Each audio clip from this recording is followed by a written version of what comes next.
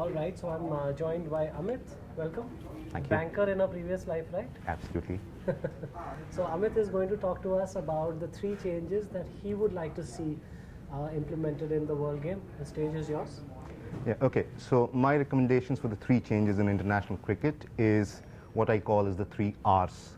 So the first of them is to restore the balance between the bat and the ball so that we don't get a scenario where we have to replace bowlers by typical bowling machines.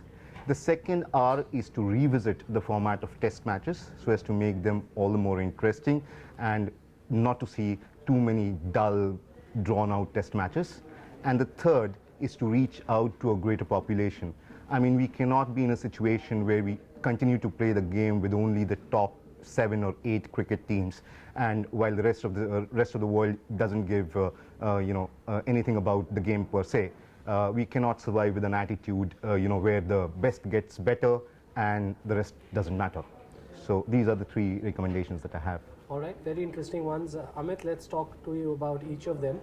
This phrase we hear often, restore the balance between bat and ball.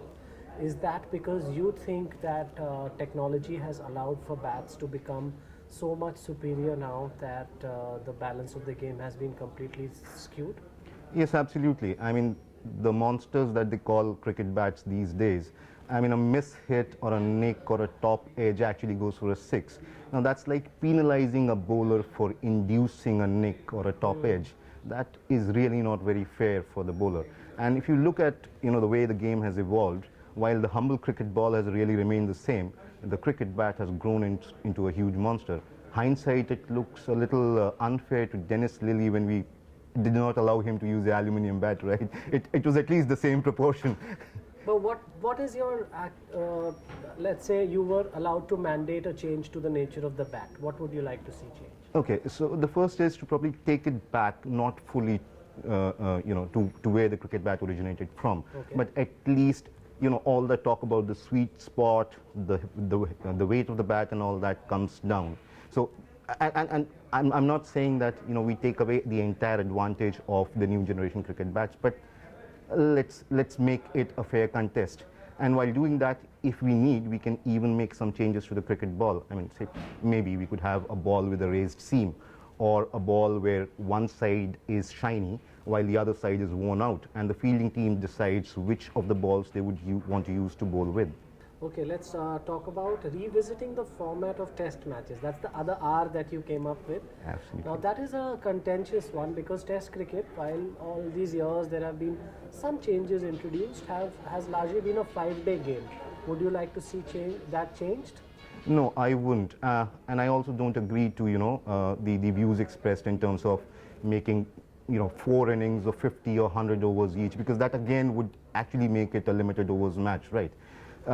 My thought would be like, the first innings for each team should be at a maximum of, let's say, 150 overs.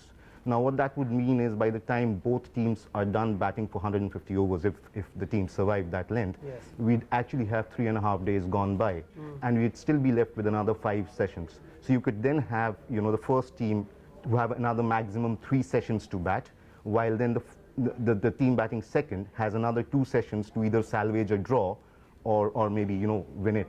So, I mean, changes like these probably could make things more interesting. In 150 overs, if you have a run rate of 4, you'll still score about 600. We don't really want to see test matches where 800 or 900 runs are scored by a particular team, right? So it will be better probably from a contest perspective, and the dull, boring draws ensue when you have one team who's batted for 2 days fully.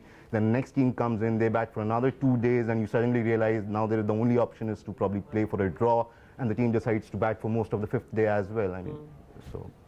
Now, when you talk about reaching out to a greater population as your third change, would you like to see the longest form of the game introduced to more countries? Yes, certainly. If they cannot be granted a test status, maybe those games could be first-class matches.